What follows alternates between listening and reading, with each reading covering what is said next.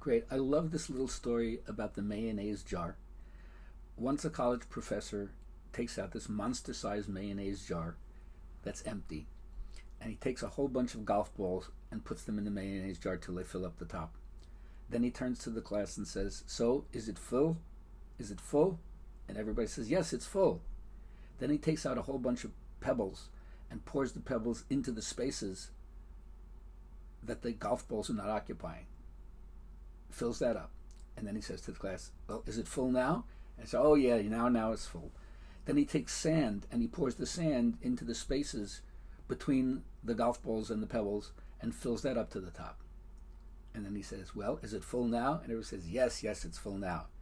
And then he takes out some coffee and pours the coffee on top of the sand, the pebbles, and the mayonnaise jar.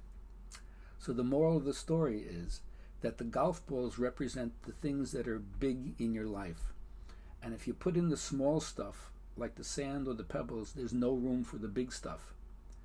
So the big stuff represents what you really love, what you really care about. Your family, your friends, your creativity, the places where your heart really thrives and where you feel most alive.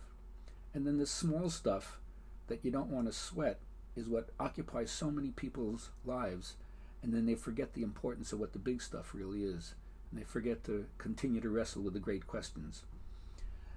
So after you understand that and you reprioritize what's important and what you're going to put in the mayonnaise jar first, and then everything else will be added onto you.